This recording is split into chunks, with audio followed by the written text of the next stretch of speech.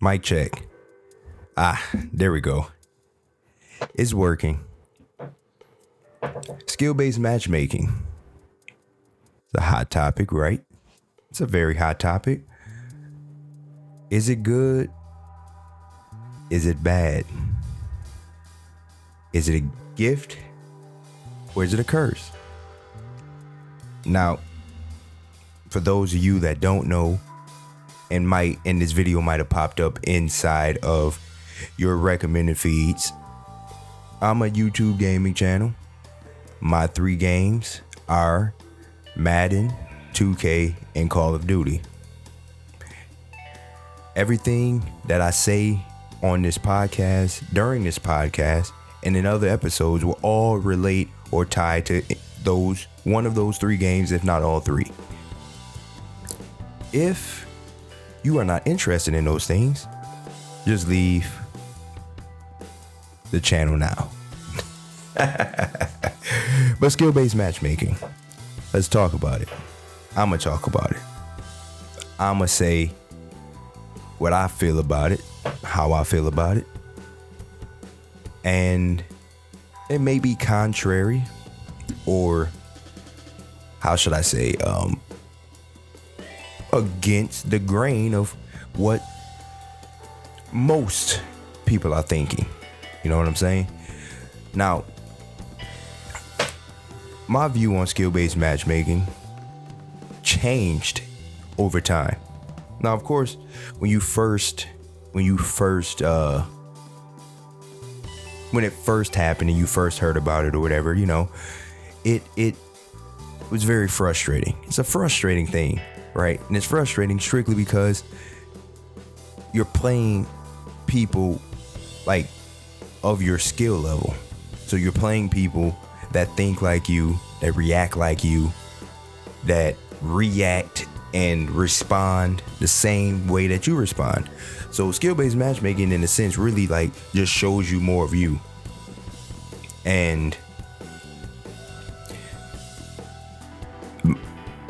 my thoughts in the way that I, viewed it in the beginning and why it changed over time is because, well, in a weird way, this may be a little like off or a little different way of thinking, but in a weird way, skill-based matchmaking is like bringing real life to video games. Now, what do I mean by that?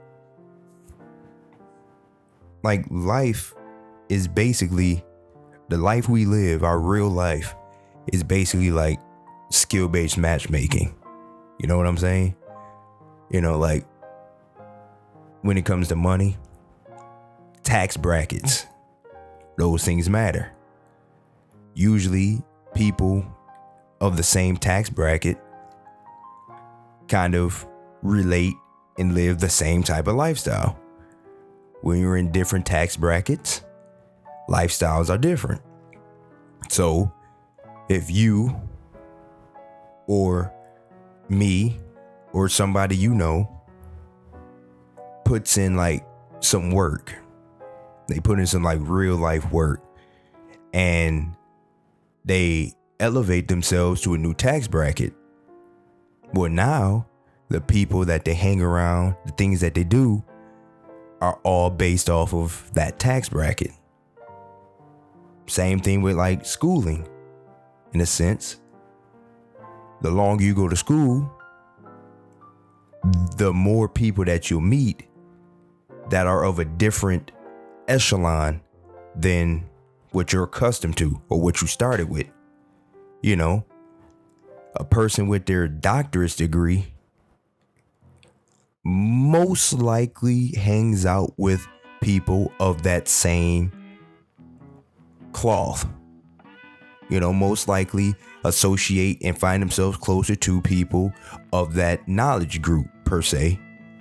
Same with masters and bachelors and so on and so forth. So using those 2 analogies, life, that's kind of like what skill-based matchmaking is. But we don't look at it like that when it comes to like crossing the two when it comes to gaming and reality. You know, everybody in reality wants to elevate themselves. They want to get better. You know, everybody wants to get better, especially in this social media era now where everything is so like broadcasted. Like, you know, you see women and men and styles and clothes and you know, houses and vacations and hotels. You see all this stuff just being broadcast all over. And depending on who you are and how you think, it can put you in a little bit of a depression state, or it can put you in a motivated state. And, you know, with like, how do you view it? Like, depending on how you view it, depends on how you react to it, right? So if you are of the motivated group, well, you're going to try to like find a way to get to that level of excellence per se, right? And if you're the depressive type, you're the one that most likely will complain about what you got going on and you know, look at the reason of how these people got to where they're at and kind of try to down talk what they did and how they did it, because it's contrary to your beliefs and what you believe in and how you believe success is attained per se, right? So how come in reality we can possess that type of mindset, but when it comes to gaming, we don't? Why is it that in gaming we all start, especially when a new game comes out, we all start in the same like totem pole? Like we all start at the bottom per se. Then we start to separate. People who like the game when it drops starts to play it more and more. And then the people who don't start to play it less and less. Then the echelons, aka the tax brackets, start getting set. And then, you know, you have people who get to the next level and the level after that and the level after that and the level after that. And then they start to get upset when they start to meet and compete against people of the same level, people who put in the same amount of work as you, same amount of time, just may have done it different, but y'all on the same level. And now, instead of looking eye to eye and trying to get one up above each other and better each other and better yourself, you start to look down. Now you start to become what I would call like a bully. Like you want to start bullying people. And in the old days, the gaming companies allowed you to do that. They allowed you to be a bully per se, you know. It was a lot of random matchmaking in gaming. You know, some days you might get on and it's a sweat fest. Other days you get on and it's a breeze. And I guess that's tying more to Call of Duty than Madden or 2K. I don't know if Madden or 2K have skill-based matchmaking, or I know Madden does. I think Madden does it in a sense because they, you know, you have points in Madden.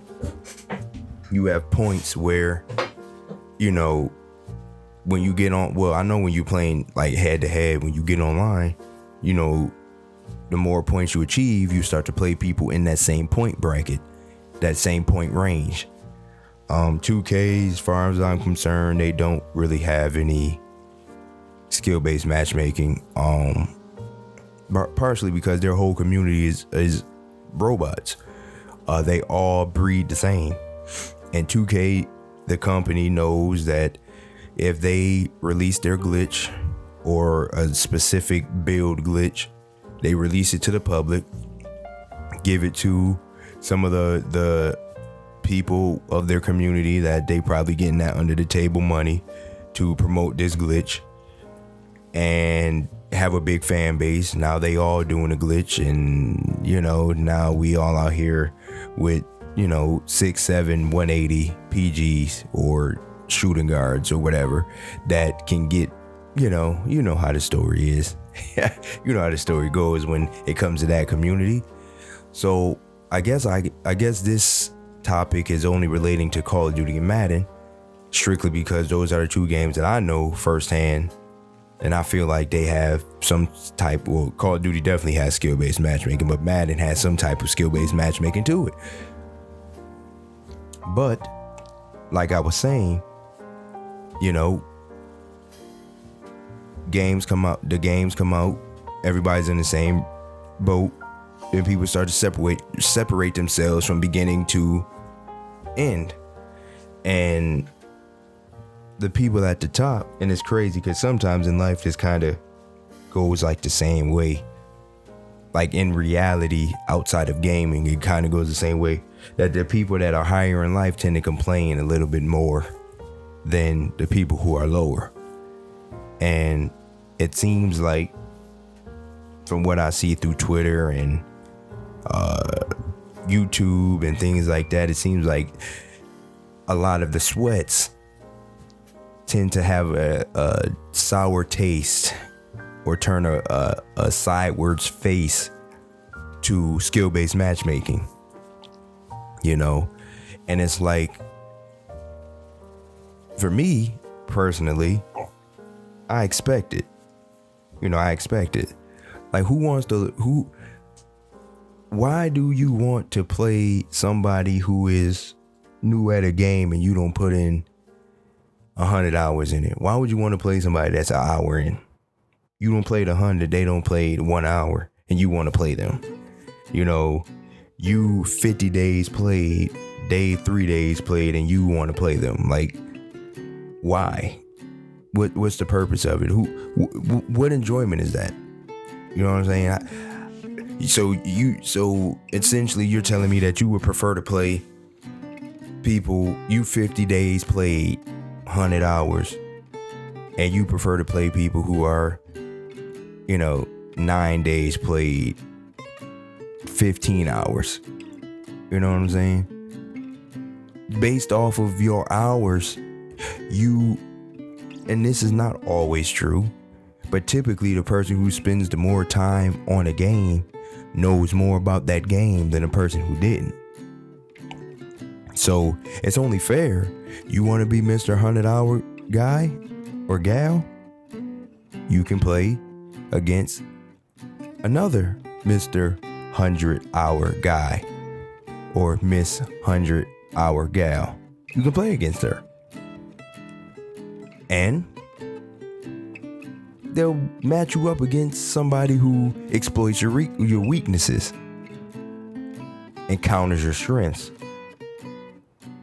And instead of complaining about it and crying about it and whining about it, why not just get better at it? Now, this doesn't apply to all, but this applies to some. You know how it is. A sweaty person calling somebody a sweat. You ever heard that before? Does that make sense? A sweaty person calling somebody a sweat. Think about that. You have a individual on one end of the spectrum that does everything cheesy, scumbaggy, exploity of a game. May even go as far as hacking, right? And then in that same breath, got the nerve to call somebody else a sweat or hacker or scumbag. It's contradicting. It doesn't make sense. You are him. The reason why you're in the predicament that you're in is because of the game using what you've done against you. So you either A, have to get better, cheat a little better, scumbag a little better, or you dial it back a bit and start to develop like a real skill in what you're doing, where you don't have to use the type of stuff that you are, because everybody wants to use an exploit or a glitch or a hack until it's used against them. Then you realize it's not that fun. Or you learn how to use a glitch or a hack and you like are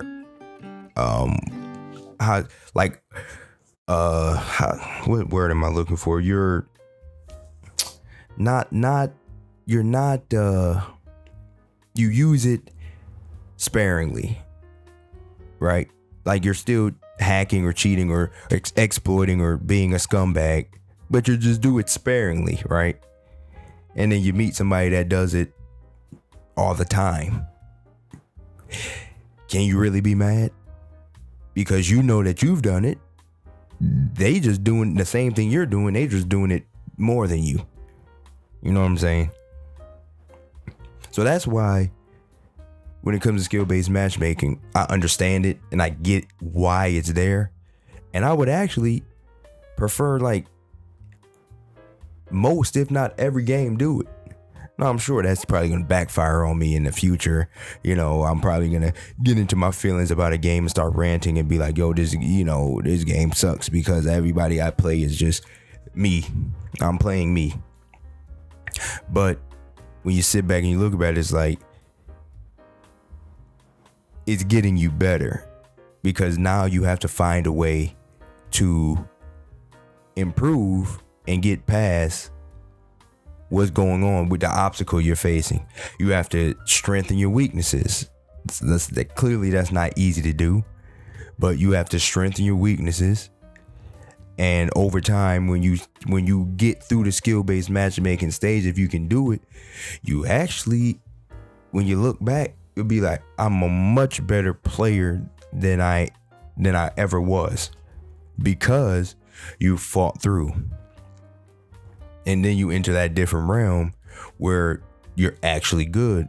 Maybe now you are competing in big time tournaments and winning a couple, winning a few, having people coming straight for you because you have put the work in. But, the majority of us ain't doing all that. The majority of us, we want to be casual. Like, we want to be a casual gamer, but we don't play the game casually. You see what I'm saying? You see what I'm trying to get here? Like, you may not be a scumbag. You may not use any exploits. You may not use any hacks. You may thoroughly enjoy the game that you're playing. Unfortunately, your hours played, your days played, enter you into a realm of people cut from that cloth of hacking, cheating, exploiting, scum tactics, etc. So now you have a decision to make. And I think that's where the conflict arises for gamers today, is that you have a decision to make. Do you lower your self morals and exploit, hack, or cheat a little bit just to, get to that next level? Or do you just give up at it? Or do you stay in the same realm that you're in? That stuck in the mud middle where you are better than a casual, but not as, how should I say, not as pressed as what we deem a sweat. You're literally in the middle. You're what I guess they consider that average. So it's like, how do you manage?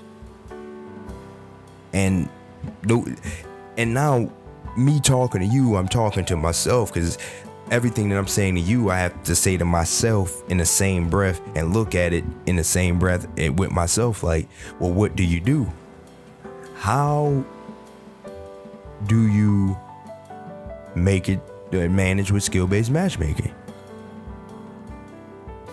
And honestly, I'm glad it's in gaming, that they're implementing it in gaming over not, because if it stayed in the same place it was, you know, it I don't know where gaming would be.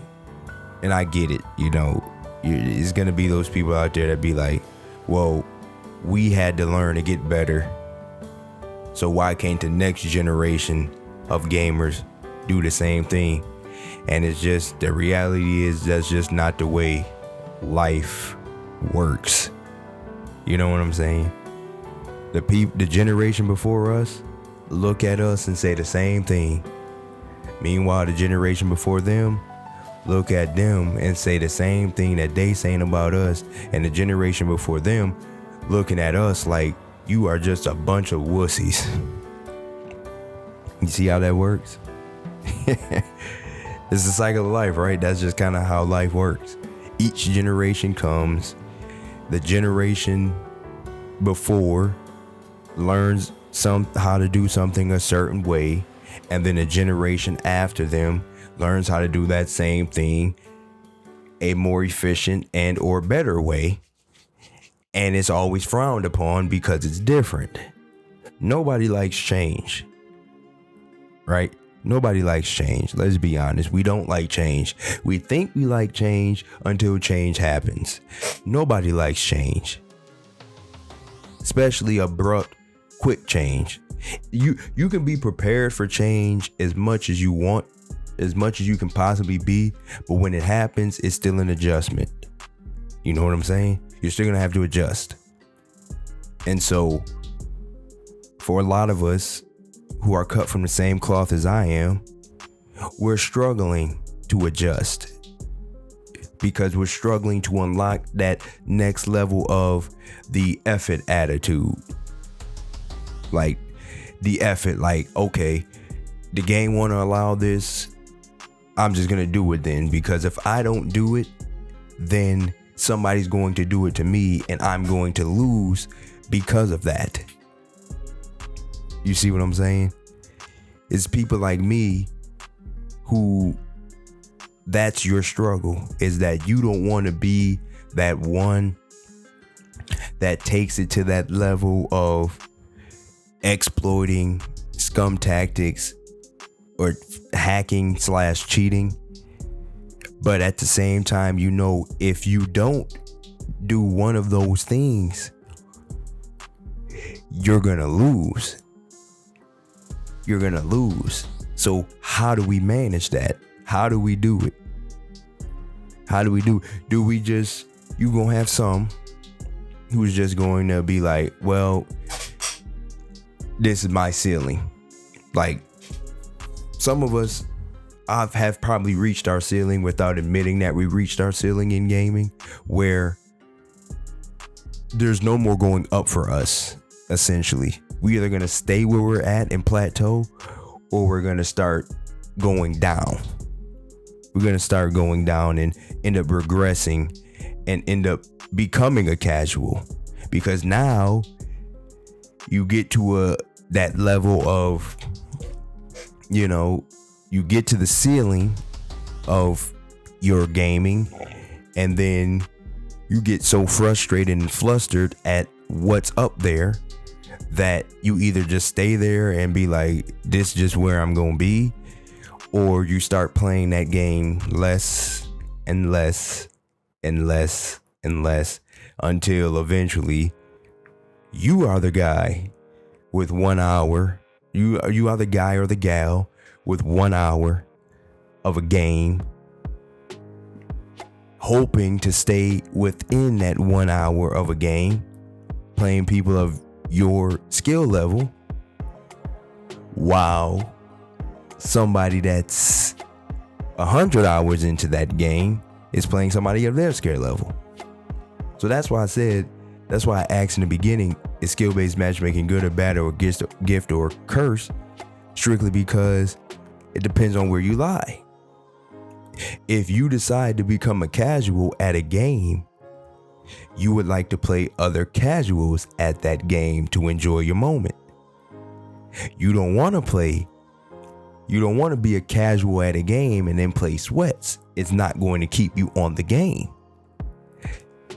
But you have to understand, if you're going to become a sweat or put some time into this game, you're going to eventually be put into that realm where you're going to have a decision to make.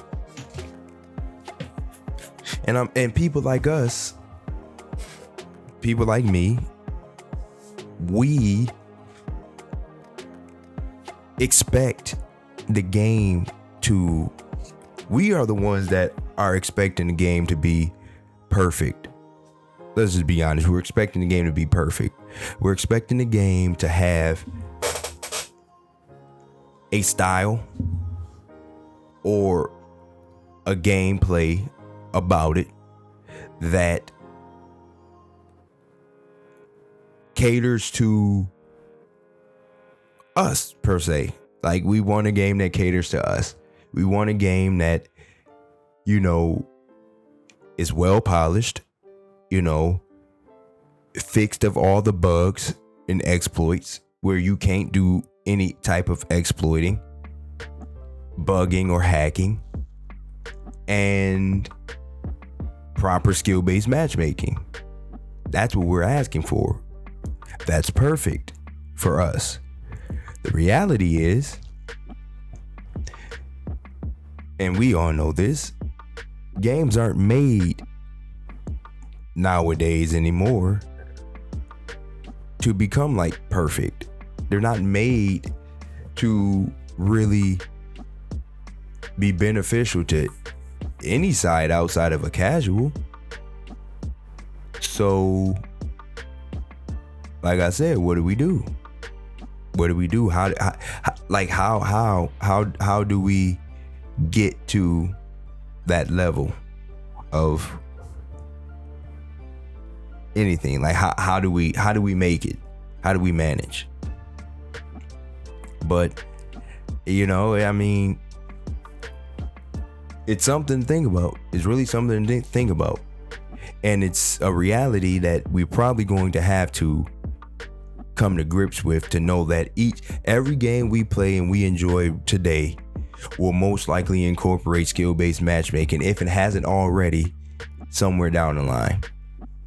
And we're going to have to make that decision of, do we go into the realm of becoming what they would consider elite, or do we fall away from that realm and end up slowly regressing back to being a casual? It's something to think about. It's really something to think about, and I don't really have the answer to it right now. All I can do and all I can say is just hope that, we reach something. You reach some type of plateau or something with gaming where things can happen and we can enjoy gaming and enjoy a challenge and continually get better without being frustrated. But I guess another reality is that you can't get better without frustration,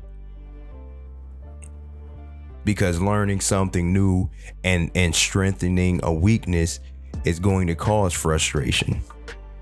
It's gonna cause like anger and times where you want to quit and all that other stuff and start over. But the ones who make it through that is the ones that we be looking at like, that's where I want to be. It's crazy. Oh, life is crazy. Life is crazy. But we're going on almost 30 minutes, and I think I've covered everything that I wanted to say. The topic was so heavy, like fresh on my mind at the time. I couldn't even lay down and go to sleep. So I decided to come talk on mic. And in that same breath, we ended up making episode 2 of ItzChrisJones Speaks. Now, I hope you guys enjoy. And like I said, we can always have open dialect and dialogue. Is dialect a word? I'll just say dialogue in the comment section if we can. Now just know when if I don't respond to your comments in the comment section after I've responded initially, it's not my fault. YouTube only notifies me of the initial comment that you make, and as soon as I respond to it, you go into the filter of comments I've responded to, and I won't be able to reread anything else unless I manually go in there. And to be honest with you, I'm not gonna manually go in there, so you better say what you got to say in that first initial comment, and we can have a discussion there. And other than that, it's just gonna have to be comment after comment for me to be able to continue to talk to you, because the replies don't come to me or come to the phone. So yeah, hope you guys enjoyed it. Until next time, ItzChrisJones is signing out.